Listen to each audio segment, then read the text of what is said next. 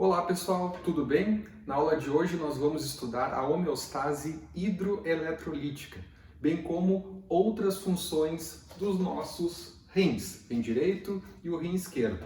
Então eles desempenham diversas funções. A gente pode dizer que a função renal é capaz então de reabsorver água e eletrólitos. Então essa manutenção, essa homeostase hidroeletrolítica é fundamental para o nosso corpo funcionar de forma adequada. Então nós vamos ver de forma aprofundada a estrutura funcional, a unidade funcional do rim, chamada de néfron. Então nós vamos ver quais são as partes relacionadas a essa estrutura e as suas diversas funções. Outra função bem importante dos rins é a homeostase do pH. Então, quando nós temos uma situação de acidose, vamos supor que a pessoa desenvolveu lá uma acidose e o pH sanguíneo, que é 7,4, agora ficou 7,1. Vamos supor, está bem ácido. Então, quando tem uma situação de acidose, os rins vão atuar aqui e vão excretar mais hidrogênios, H+, porque quando tem um pH ácido, significa que eu tenho um monte de H+ boiando ali, imagina assim, na corrente sanguínea. Então os rins podem excretar esse H+ através do processo de excreção aqui nos néfrons que nós veremos, e isso consegue subir aquele meu pH que estava ácido e voltar, por exemplo, para a normalidade, que é em torno de 7,4. Obviamente, pessoal, isso aqui não acontece em qualquer situação. Se tiver uma acidose muito grave, uma doença subjacente, isso não é regulado. Então, a nossa homeostase ela é mantida por diversos mecanismos, mas ela tem vamos supor, um prazo de validade. Ela não vai funcionar sempre, senão não existiriam acidose, alcalose e outras patologias. Quando a gente tem essa ruptura da homeostase, essas doenças vão surgir.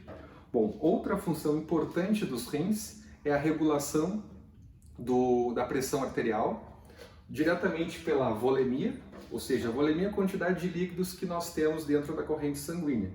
Se acontecer, por exemplo, uma elevação da pressão arterial pelo aumento da volemia, os rins podem eliminar esse excesso de água, desse volume, e diminuir a pressão que está elevada. Até mesmo o processo, o sistema conhecido como sistema renina-angiotensina-aldosterona, inicia aqui no rim. É liberado a renina, e daí tem várias rotas acontecendo, várias enzimas que culminam na formação de angiotensina 2. E essa angiotensina 2 é que sobe a pressão arterial. E até vários fármacos, como captopril, enalapril, acabam diminuindo ou inibindo esse sistema. Ok? Então essa função é bem importante também dos rins. Manutenção do pH, homeostase hidroeletrolítica, a pressão arterial que eu acabei de comentar, a gliconeogênese, a produção de glicose a partir de compostos não glicídicos, também pode acontecer em menor parte nos rins também.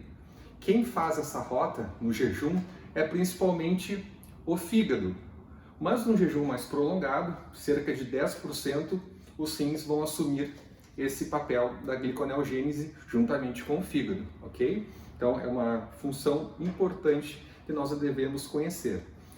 Os rins participam também da conversão da vitamina D. Então nós precisamos de um fígado funcional, de um rim funcional e também da exposição de ultravioleta para a gente converter o metabólito ativo da vitamina D, que é 1,25 de hidroxivitamina D. Esse composto é que vai ter as suas funções. Bom, relembrando aqui basicamente a anatomia dos rins, nós temos aqui a artéria renal, no qual está carregando esse sangue para ser filtrado, reabsorvido e secretado, esses elementos, esses eletrólitos. Então chega aqui na artéria renal, e essa aqui que eu coloquei em azul é a veia renal. Várias substâncias vão ser reabsorvidas e vão voltar para a corrente sanguínea. Então é necessário que teremos um vaso importante para recolher essas coisas que foram reabsorvidas.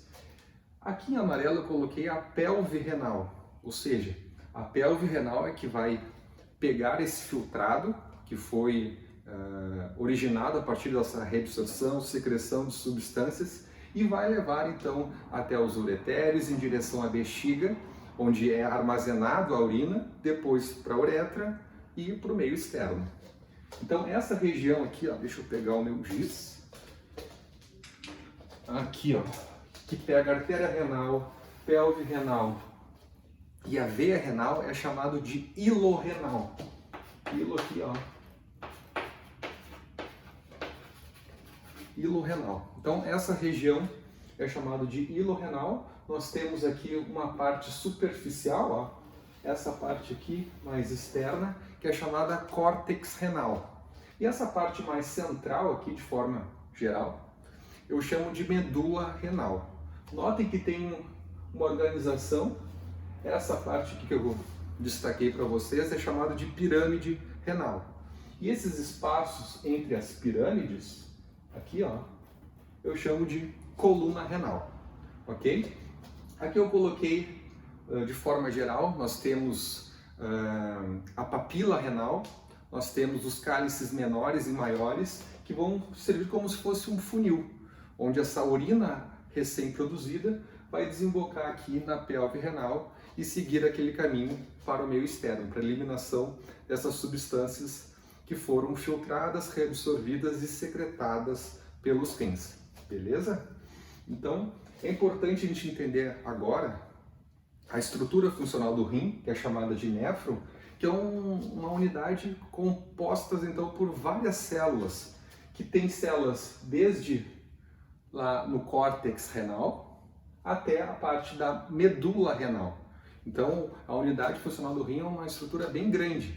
Obviamente, é microscópica, mas ela é importante no sentido que a gente tem que entender que ela ocupa uma grande extensão da parte superficial do córtex para a parte mais central da medula renal. Bom, vamos ver aqui a estrutura do néfron. Então, aqui é a representação de um néfron. Vocês sabem quantos néfrons tem em cada rim? Aproximadamente 1 milhão de néfrons.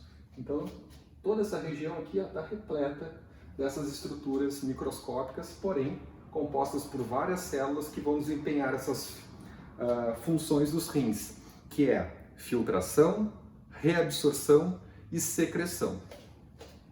Bom, notem aqui ó, que inicia esse meu néfron a partir aqui de uma arteríola chamada aferente. Então, o sangue está sendo levado para ser filtrado. Onde é que eu formo essa arteríola aferente? A partir dessa ramificação aqui da artéria renal. Ó. Então isso aqui, vamos supor, só para vocês entenderem, arteríola aferente, aferente, aferente. Então o sangue está sendo levado. Bom, quando o sangue está entrando aqui, ele vai para uma estrutura chamada de cápsula de Bowman. Cápsula de Bowman é isso aqui, ó, essa parte superficial, composta por células que formam essa cápsula de Bowman, ok? E essa parte aqui que vocês estão vendo em vermelho são capilares fenestrados, que nós chamamos de glomérulo. Então esse glomérulo é um monte de vasos sanguíneos pequenininhos que vão estar embolados, enovelados aqui e vai levar o sangue para ser filtrado para essa região aqui, beleza? Então, essa estrutura, cápsula de Bowman mais o glomérulo, eu chamo de corpúsculo renal. Então, isso aqui mais isso aqui, corpúsculo renal. Somente a cápsula de Bowman é essa parte externa aqui. Substâncias grandes como leucócitos, hemácias, proteínas como a albumina não conseguem passar nessa região aqui, ó. Eu vou formar uma membrana de filtração, uma barreira de filtração, que só permite a passagem de substâncias bem pequenininhas, como água, como eletrólitos, como glicose, aminoácidos, enfim. Então, essas coisas pequenininhas vão passar para cá. As coisas maiores que eu comentei com vocês vão dar meia volta e vão vir para cá. Ó. Vão sair pela arteríola eferente. Então, aqui está retirando esse sangue que não passou. Então, o sangue chegou por aqui. As coisas grandes não passaram nessa barreira bem fininha e foram para cá, foram para a arteríola eferente, ok? Então, essas coisas que passaram, primeiramente elas vão ocupar um local aqui, ó, chamado de espaço capsular. Esse espaço capsular vai passar para essa membrana de filtração, que ela tem 3 camadas. Ela tem uma camada de endotélio capilar, uma parte de lâmina basal e de uma célula especializada chamada de podócito. Esses podócitos, eles têm pedículos ou pés que formam realmente uma barreira, como se fosse uma peneira. Obviamente, somente coisas pequenas vão passar por aqui. Lembrando, são esses nutrientes, né, glicose, aminoácidos, vitaminas, eletrólitos de forma geral, vão passar para cá. E essa região aqui, ó, eu chamo de túbulo proximal. Então, deixa eu mostrar toda a estrutura deste néfron que a gente vai estudar de forma detalhada. Então, aqui eu tenho o glomérulo. Esse processo aqui eu botei o F, que significa filtração glomerular. Seguido aqui por essa região chamada de túbulo proximal. Proximal porque está próximo ao glomérulo, pensem assim. Essa parte aqui de alça de Henle, notem que tem um ramo chamado descendente, porque está descendo, e ascendente, porque está subindo. Então, isso aqui é a alça de Henle. Depois nós temos o túbulo distal, que é essa partezinha aqui, e aqui o chamado túbulo ou ducto coletor. Então, todos os néfrons vão ter todas essas estruturas. Então, nós temos 1 milhão de néfrons em cada rim, ok? E todos vão ter essas partezinhas, beleza? Bom, eu queria chamar a atenção aqui de vocês para maiores detalhes em relação à filtração glomerular. Notem que eu coloquei algumas siglas aqui, prestem atenção e anotem. Esse PHG significa pressão hidrostática glomerular. É uma força, notem que eu coloquei aqui em azul, que ela está a favor, ela está empurrando o sangue que chegou pela arteríola aferente para essa barreira aqui de filtração. Então, essa força, ela é oriunda principalmente da nossa pressão sanguínea e ela tem em torno aqui de 50 milímetros de mercúrio de pressão. Então, uma força que está empurrando a favor a filtração. Então, aquelas coisas pequenininhas passaram, as coisas grandes foram aqui pela eferente. E notem que eu tenho aqui 2 forças que eu coloquei em vermelho, que estão contra esse processo de filtração. Eu tenho aqui a chamada pressão hidrostática capsular. Lembrem que aqui é a região que eu falei que era a cápsula, o espaço capsular. Então eu tenho moléculas líquidos ali que estão segurando e não deixando passar essas moléculas, e é uma força que está contrária à filtração. Pensem assim. E esse PCOG é a chamada pressão coloidosmótica glomerular. Essa pressão coloidosmótica glomerular aqui, ela tem uma força de 30 milímetros de mercúrio, e aquela capsular, pressão hidrostática capsular, de 10. Se eu somar aqui, ó, 10 mais 30, eu tenho 40 milímetros de mercúrio. E essa aqui está contra o processo de filtração. E a favor eu tenho 50. A pressão de filtração resultante é a diferença dessa que está a favor com a que está contra. A soma dessas duas. Então 50 menos 40, a minha pressão de filtração resultante é 10 milímetros de mercúrio. Então é essa força que está chegando aqui para acontecer essa filtração. Essa aqui eu falei que é uma força que está contrária, essa aqui também, só que essa pressão colodosmótica glomerular, ela é devido à presença de albumina, principalmente a albumina aqui dentro do glomérulo, que acaba segurando, vamos imaginar assim, água, e essa água, em vez de ir para lá, fica retida. Claro que não vai ficar retida porque ela está perdendo em relação à pressão sanguínea, que forma a pressão hidrostática glomerular.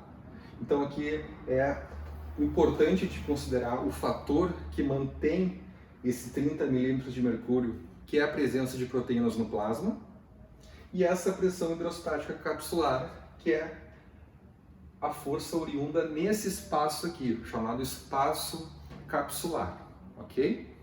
Então, a pressão de filtração, né, resultante é 10 milímetros de mercúrio. E nós conseguimos avaliar a taxa de filtração glomerular por um exame chamado de depuração da creatinina endógena, conhecido como DCE. Para vocês terem uma ideia, 180 litros passam aqui pelos rins em um dia.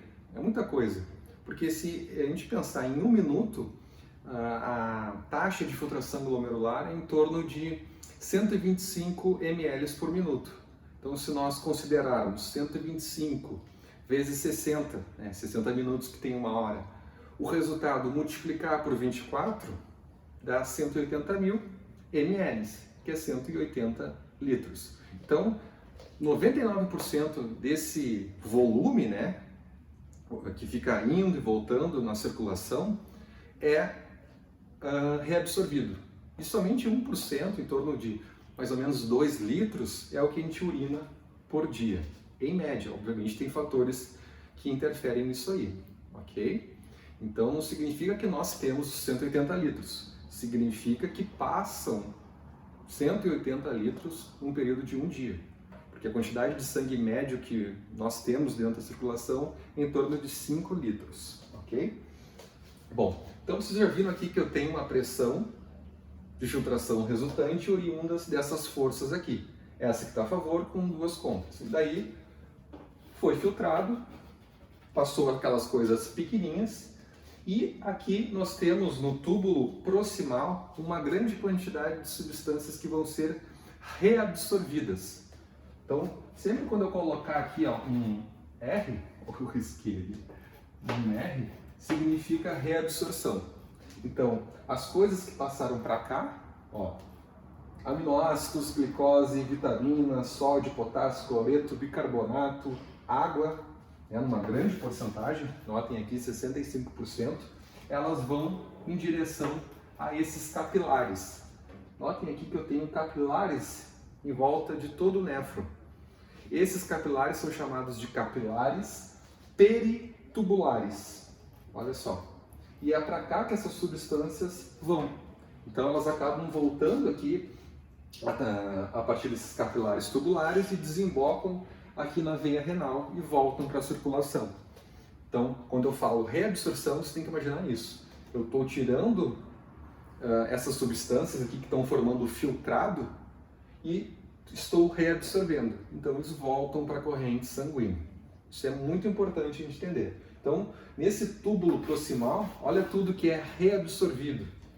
Aminoácidos, a gente não vai excretar aminoácidos para a urina, a gente vai reabsorver. Glicose, eu reabsorvo 100% de glicose. Então, se eu não tenho níveis normais de glicose, toda essa glicose vai ser reabsorvida. Mas se a pessoa for uma diabética e não tiver os níveis controlados de glicemia, tem um limiar de reabsorção aqui no túbulo proximal. Esse limiar máximo é em torno de 160 a 180 miligramas por decilitro. O que significa isso? Se a pessoa que está com diabetes, né, já diagnosticada, e não sabe quanto tem realmente de glicose na corrente sanguínea, vamos supor que ela tenha 230 miligramas por decilitro. É muito maior que esse limiar que eu falei, que é de 160 a 180. Então, a glicose, boa parte vai ser reabsorvida, só que tem muita. Então, parte dessa glicose vai seguir o caminho aqui, ó, e vai desembocar lá na pelve renal e vai ser eliminada na urina. glicose na urina, chamada de glicosúria. Então, pessoas normais, que não são diabéticas, têm níveis controlados de glicemia, têm reabsorção de 100%. Mas se tu não tiver um controle, tu pode ter a chamada glicosúria, ok? Bom, então, vitaminas também são reabsorvidas. Isso é importante a gente entender, pessoal, porque essas vitaminas, elas são reabsorvidas, mas obviamente se a pessoa tem na sua dieta ou utiliza suplementos numa grande quantidade de vitaminas, a mesma ideia que eu comentei agora com vocês de glicose é válida para vitaminas. Se eu tiver muitas vitaminas ali, hidrofílicas, hidrofóbicas, enfim, que fazem diversas funções do nosso corpo, se eu tiver um excesso, eu posso eliminar essas vitaminas na urina também. Então, notem quantas coisas a gente consegue reabsorver. Os principais eletrólitos, né? Sódio, potássio, cloreto, bicarbonato. Esse bicarbonato aqui, ó, HCO3-, ele tem a função, juntamente com os níveis de concentração de hidrogênio, de manter o meu pH fisiológico em torno de 7,4 no sangue. Então, lembram que eu falei lá de uma situação de acidose? Como é que ia se comportar o rim? Se eu estou com uma acidose, significa que eu tenho um monte de H+ boiando. E se eu tenho um monte de H+ boiando na corrente sanguínea, eu posso eliminar esse H+ através dos rins e subir um pouco o meu pH. Em adição a isso, o bicarbonato pode ser reabsorvido. O bicarbonato é uma base. Então, se eu reabsorver bicarbonato para cá, numa situação de acidose extrema, como eu falei, de 7,1, eu posso ainda auxiliar a aumentar o meu pH e tentar voltar pelo menos à normalidade. Lembrando que é só um exemplo, 7,1 é uma acidose tremenda, que a pessoa está com risco de vida até, se baixar um pouco mais. Porque daí tu tem necrose em demasia em todos os tecidos e órgãos e a pessoa pode ir a óbito.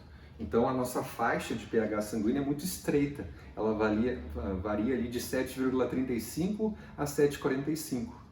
Então se tiver 7,28 já é uma acidose. Eu falei 7,1, né? Muita acidose. Então lembrando que tem um limite, não é perfeito, mas a gente vai fazer de tudo para manter a homeostase. Bom, água, eu tenho aqui uma reabsorção chamada obrigatória de água, em torno de 65% de água é reabsorvida. Então tudo isso aqui sai daqui, que passou porque era pequenininho, e veio para cá. O próximo passo do néfron é a alça de Henle. Notem que ela tem aqui um ramo descendente. Essa parte aqui é o chamado ramo descendente fino, porque é fininho. E aqui é o ramo descendente grosso, aqui em cima. Notem que aqui é grosso e aqui é fino. E aqui eu tenho o ramo de ascendente fino, nessa parte aqui, e aqui, continuando, o ramo ascendente grosso. O que vai acontecer aqui?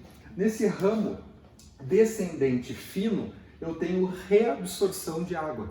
Ela é permeável à água. Depois a gente vai entender como esse processo de reabsorção de água acontece, chamado mecanismo contracorrente. Bom, então o que vocês têm que saber aqui, ó, que nessa parte que está descendo, eu estou reabsorvendo água, mais água. Já foi um pouco aqui no proximal, agora eu vou reabsorver mais água.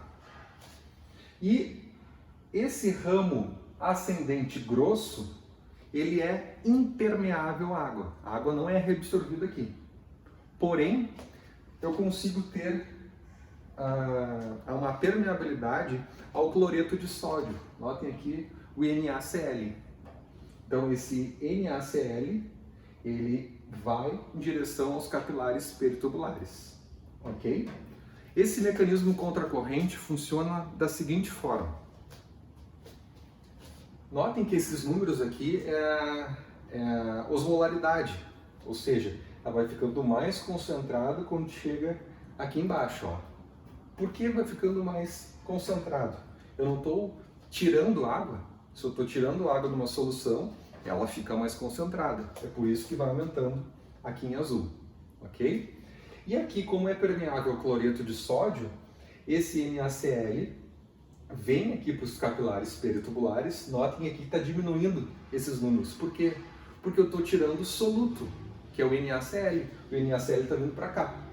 Então imagina assim, ó, para cá está em direção à formação do filtrado, que no final vai formar a urina.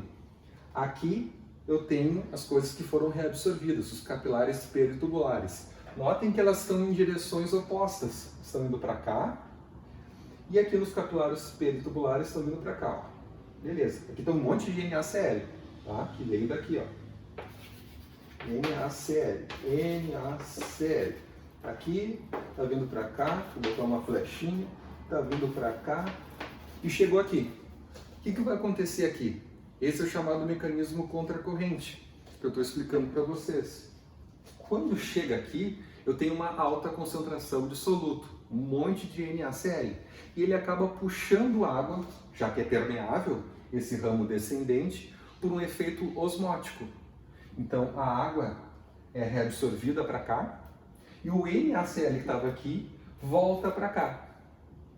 Daí ele acaba vindo para cá e tem um ciclo. Ó. Água reabsorvida, e esse é o chamado mecanismo contracorrente. Repetindo, NaCl secretado. Veio para cá, veio para cá, veio para cá, veio para cá, veio para cá. Efeito osmótico, puxou água. A água que estava aqui, que é permeável, veio para cá. O NaCl que estava aqui voltou para cá. E veio para cá. E daí continua o ciclo. Esse é o chamado mecanismo contracorrente. Um diurético bem conhecido chamado de furosemida, ele inibe essa secreção de NaCl. O que vai acontecer, pessoal? Se eu inibir essa secreção de NaCl, esse NaCl não vai estar aqui, ou não vai estar numa quantidade adequada, depende da dose, obviamente, que a pessoa tomou desse remédio. E veio para cá, deveria vir para cá, né, o NaCl, só que está numa menor concentração. Como é que ele vai reabsorver essa água, se não tem NaCl? Como é que vai ter esse efeito osmótico se eu inibir a secreção desse NaCl pelo o uso de furosemida? Não rola. Então, essa água, como não tem esse efeito osmótico para puxá-la, ela vai vindo, vai vindo, vai vindo, vai vindo, vai vindo, vai sair aqui, que vai sair aqui na pelve renal. Por isso que é um diurético, ok? Vai eliminar mais água. Geralmente esses diuréticos são utilizados como medicamentos contra a hipertensão, porque se eu tenho um aumento da volemia, da quantidade de líquidos, eu tenho uma maior pressão. E se eu eliminar através da diurese, eu baixo a sua volemia, baixo a pressão arterial, ok? Aqui nesse ramo ascendente aqui, notem que eu tenho uma reabsorção de sódio em torno de 25%. Aqui eu também tenho a reabsorção de sódio no túbulo distal, que é essa parte aqui. Então, a reabsorção de sódio é 98%, 99%, é muita coisa. Então a gente tem que cuidar bastante na nossa alimentação e evitar alimentos embutidos, ricos em sódio, né? Muitos industrializados têm concentrações elevadíssimas de sódio. Mesmo refrigerantes, né, que é doce, tem também quantidade de sódio. Então tem que cuidar isso, porque a gente reabsorve muito sódio. Então, na nossa alimentação, a gente tem que controlar isso. A gente tem mecanismos de excreção de sódio, não é só entra, né? A gente tem como liberar esse sódio através do suor, por exemplo, até por mecanismos renais, mas tudo tem que funcionar numa faixa, nos valores de referência. Se está muito... Imagine assim, ó, se eu tenho um nível muito baixo de uma substância, eu vou aumentar a reabsorção dela. Se eu tenho um nível muito baixo daquela substância no sangue, eu reabsorvo para ela voltar para o sangue.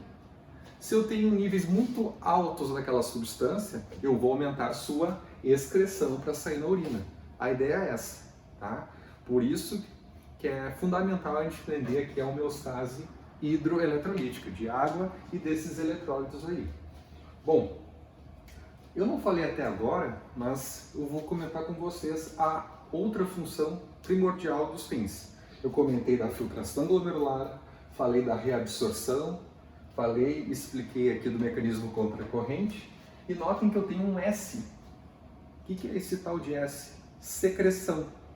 Então, aqui ó, eu tenho compostos nitrogenados, por exemplo, no túbulo proximal, como ureia, amônia, drogas, né, fármacos nesse sentido, H+, que são secretados. Eles saem aqui dos capilares peritubulares e vão em direção aqui à formação de urina, vão formar aqui o filtrado. Tudo daqui para cá é chamado filtrado, porque já aconteceu a filtração. Então aqui eu tenho a secreção, principalmente desses compostos nitrogenados e também aqui H+. Tá? Bom, aqui nesse túbulo distal, que é essa partezinha, eu tenho reabsorção de sódio, mais um ponto aqui que eu reabsorvo sódio, por isso que chega quase a 99%. Eu reabsorvo também um pouco de água, ok? E eu secreto, faço a secreção de potássio e H+. Então, esse potássio e esse H+ vão formar aqui o meu filtrado, finalmente, e vão em direção ao túbulo coletor. E aqui nessa parte final eu tenho ação de dois hormônios importantes que nós já estudamos. A aldosterona, ela vai agir aqui no túbulo distal e ela vai fazer a reabsorção de sódio e secreção de potássio. Isso aqui que a gente viu agora. Ó. Então, o sódio é reabsorvido, vem para cá, e o potássio é secretado, vem para cá. Certo? Essa é a ação da aldosterona, que sai numa glândula que fica aqui em cima. Ó. Eu nem representei, mas nessa partezinha aqui nós temos a suprarrenal, uma em cada rim, obviamente. E na parte do córtex da suprarrenal é liberada a aldosterona. E ela age aqui embaixo, ó, especificamente na porção do túbulo distal do néfron. Ok? Bom, aqui eu tenho reabsorção em torno de 7% de cloreto de sódio. E a última porção do néfron é conhecida como túbulo ou ducto coletor. E aqui eu tenho a chamada reabsorção de água facultativa. Vocês notem que eu reabsorvi água aqui, aqui eu reabsorvi um pouco também, porque eu tenho ação de um hormônio chamado ADH, hormônio antidiurético. Ele é produzido lá no hipotálamo, armazenado e secretado na neurohipófise. Então essa glândula secreta, a neurohipófise, o ADH, e ele vai agir aqui, ó. Lembrem que todos os hormônios vão ter receptores específicos. Então se eu tiver ADH, o ADH liga-se no seu receptor e começa a reabsorção de água. A água que estava aqui, ó, que ia em direção à urina, volta para os capilares peritubulares. Então aqui eu tenho uma reabsorção de água facultativa e essa reabsorção de água envolve canais específicos de água chamados de aquaporinas. Então o ADH ele consegue concentrar ou diluir na ausência deste hormônio. Se eu não tiver o ADH, o hormônio antidiurético, eu não vou fazer isso aqui, ó. Se eu não tiver ADH, como é que eu vou reabsorver essa água no ducto coletor? Não rola. Então mais água vai ser eliminada aqui, vai para a pelve e vai para o meio externo. Então eu vou ter uma diurese aumentada. A minha urina vai ficar mais translúcida, mais transparente e menos concentrada. Agora, se a pessoa está, vamos supor, desidratada, eu vou ter uma maior secreção de ADH, vai se ligar aqui no seu receptor de ADH e essa água vai ser reabsorvida para os capilares peritubulares. Então, se eu tiver precisando de mais água, né, numa situação de desidratação, eu secreto ADH, o ADH liga-se aqui, reabsorve a água volta para a circulação sanguínea, aqui pela veia renal e volta para a circulação, e eu consigo poupar, né, a eliminação desta água. Então, neste caso, quando eu tenho ADH, minha urina fica mais amarelada, mais concentrada, ok? E também em menor volume. Isso é muito importante. Esse ADH atua principalmente aqui no ducto coletor, mas também uma partezinha aqui do túbulo distal, ok? Então, é isso que eu queria conversar com vocês nessa videoaula, das diversas funções e mecanismos relacionados à homeostase, não só hidroeletrolítica, mas também do nosso pH, ok? Até mais, pessoal!